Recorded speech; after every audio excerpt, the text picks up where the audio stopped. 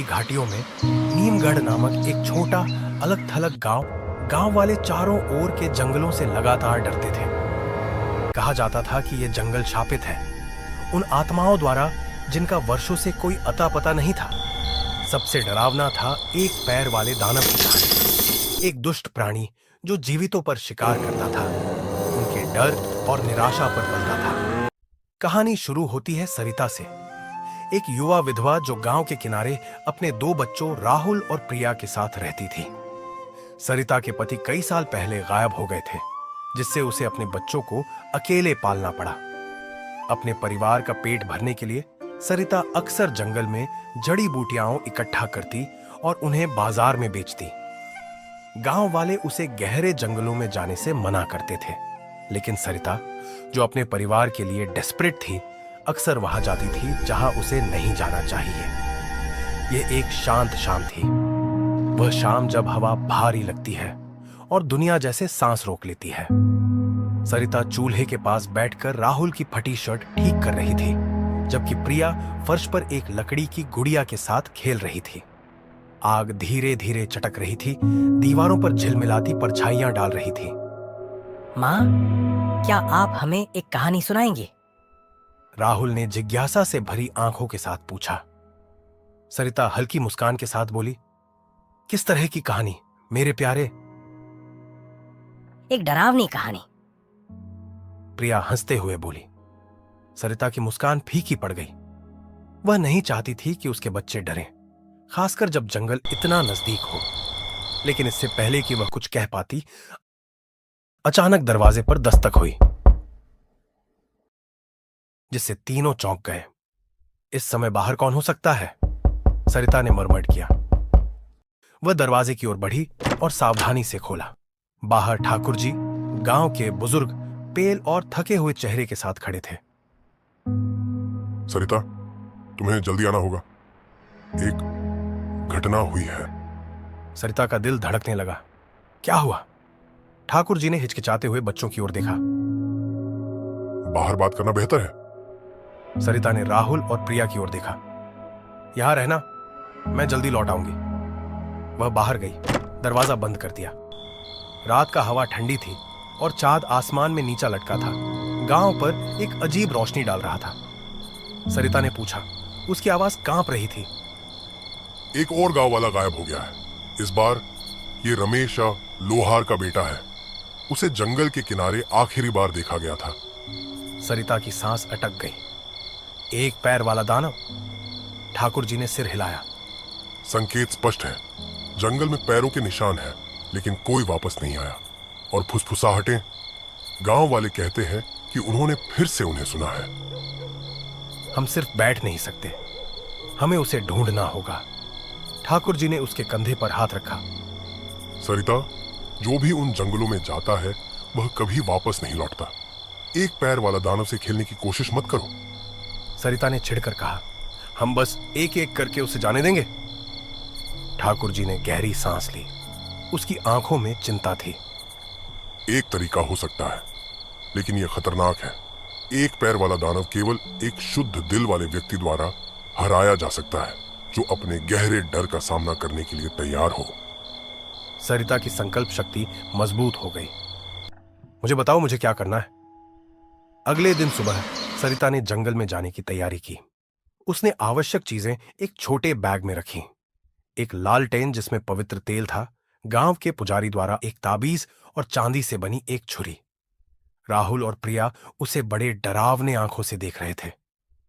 माँ, आप कहाँ जा रही हैं? प्रिया ने अपनी गुड़िया को मजबूती से पकड़े हुए पूछा। सरिता झुक गई और अपनी बेटी का चेहरा पकड़ा। मुझे जंगल में जाना है मेरे प्यारे, लेकिन मैं जल्दी लौट आऊंगी, मैं वादा करती हूं।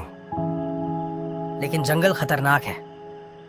अगर एक पैर वाला दानव आपको ले जाए? सरिता ने मुस्कुराने की कोशिश की। मैं सावधान रहूंगी, और अगर कुछ हुआ तो ठाकुर जी तुम्हारा ध्यान रखेगा। फिर एक गहरी सांस लेकर उसने जंगल के किनारे की ओर बढ़ी। जंगल अजीब तरह से चुप था। पक्षियों और पत्तियों की खड़खड़ाहट की आवाजें गूंज थीं। पेड़ ऊपर की ओर झुके हुए थे, उनकी टेढ़ी मेढ़ी शाखाएं एक छत बना रही थी जो सूरज की रोशनी को रोक रही थी। जैसे जैसे वह गहरी जाती गई, हवा ठंडी होती गई और परछाइयां जीवित लगने लगी। घंटों चलने के बाद सरिता एक खुली जगह पर पहुंची जो एक अजीब धुंधली रोशनी में नहाई हुई थी। खुली जगह के बीच में एक विशाल प्राचीन पेड़ खड़ा था जिसकी छाल काली और टेढ़ी मेढ़ी थी। पेड़ के नीचे उसने अपने बच्चों को देखा जो काले तंतु द्वारा बंधे हुए थे, जो एक अंधेरे ऊर्जा के साथ धड़क रहे थे। राहुल, प्रिया, सरिता चिल्लाई उनकी ओर दौड़ते हुए, लेकिन वह उन तक पहुंचने से पहले एक आकृति छायाओं से उभरी। ये लंबी और दुबली थी। इसका रूप धुएं की तरह बदलता और लहराता था। इसकी आंखें एक दुष्ट प्रकाश से चमक रही थी और इसका मुंह एक विकृत मुस्कान में फैल गया जिसमें तेज दांत थे। तुम मुझसे चुनौती देने की हिम्मत कैसे कर सकती हो मानव? एक पैर वाला दानव हिस किया, उसकी आवाज खुली जगह में गूंजते हुए। सरिता अपने स्थान पर खड़ी थी, ताबीज को मजबूती से पकड़े हुए। पवित्र ताबीज की रोशनी अंधकार को चीरते हुए एक पैर वाले दानव को पीछे हटने पर मजबूर कर रही थी। उसका रूप एक मरते हुए ज्वाला की तरह झिलमिला रहा था, लेकिन उसकी दुष्ट मुस्कान बनी रही। तुम्हें लगता है कि एक साधारण गहना तुम्हें बचा सकता है और तुम्हारे बच्चे वे मेरी अगली दावत होंगे। तुम्हारे पास मुझ पर या मेरे बच्चों पर कोई शक्ति नहीं है। उन्हें छोड़ दो या मैं तुम्हें उस अंधकार में भेज दूंगी जहां तुम्हें होना चाहिए। दानव ने एक हड्डी चीरने वाली हंसी उड़ाई। सरिता ने चांदी के चाकू पर अपने हाथ को मजबूती से पकड़ा। उसे पता था कि उसके पास केवल एक मौका है। तुम केवल एक कायर हो, कमजोरों पर शिकार करते हो क्योंकि तुम प्रकाश से डरते हो, लेकिन मैं तुमसे नहीं डरती। दानव की मुस्कान एक क्षण के लिए फीकी पड़ गई। उसकी चमकती आंखें संकुचित हो गईं। तुम मुझे मजाक उड़ाने की हिम्मत करती हो? उसने गरजते हुए कहा। उसकी आवाज एक डरावनी गर्जना में बदल गई। मैं तुम्हें केवल मजाक नहीं उड़ाती, मैं तुम्हें चुनौती देती हूं। एक तेज गति से उसने आगे बढ़कर चांदी के चाकू को दानव के दिल में ढसाया। प्राणी ने एक कान फाड़ने वाली चीख निकाली। उसने चिल्लाया। उसका रूप कुछ ही क्षणों में नष्ट हो गया। अंधेरा धुआं हवा में विलीन हो गया। परिणाम सरिता अपने बच्चों की ओर दौड़ी जो काले तंतु से बंधे थे। उनके चेहरे पीले लेकिन सुरक्षित थे। माँ, हम बहुत डरे हुए थे। अब सब कुछ खत्म हो गया है, सरिता ने कहा। एक पैर वाला दानव चला गया है, शाप हटा लिया गया था और जंगल अब डर का स्थान नहीं रहा। जब वे गांव लौटे तो गांव वाले चारों ओर इकट्ठा हो गए। उनके चेहरे आश्चर्य और राहत के मिश्रण से भरे हुए थे। ठाकुर जी ने कहा, तुमने एक पैर वाले दानव का सामना किया और उसे हराया। शाप टूट गया है। सरिता ने सिर हिलाया। उसकी थकान उसके चेहरे पर स्पष्ट थी। यह केवल मेरा काम नहीं था, यह मेरे बच्चों के लिए मेरे प्यार की शक्ति थी जिसने मुझे इसका सामना करने का साहस दिया। गांव वाले खुशियां मनाने लगे।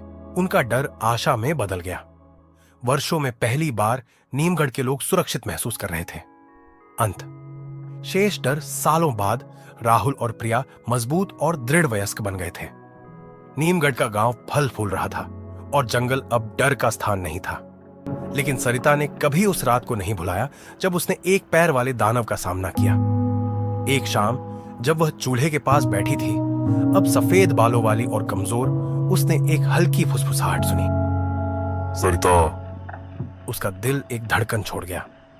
उसने खिड़की की ओर देखा। एक पल के लिए उसे लगा कि उसने एक जोड़ी चमकती आंखें उसे घूरते हुए देखी है, लेकिन जब उसने झपकाई वे गायब हो गई। सरिता ने साई किया, उस ताबीज को पकड़े हुए जिसने उसे सालों पहले बचाया था। एक पैर वाला दानव चला गया था, लेकिन अंधकार हमेशा बना रहेगा, अपने अगले शिकार का इंतजार करता रहेगा।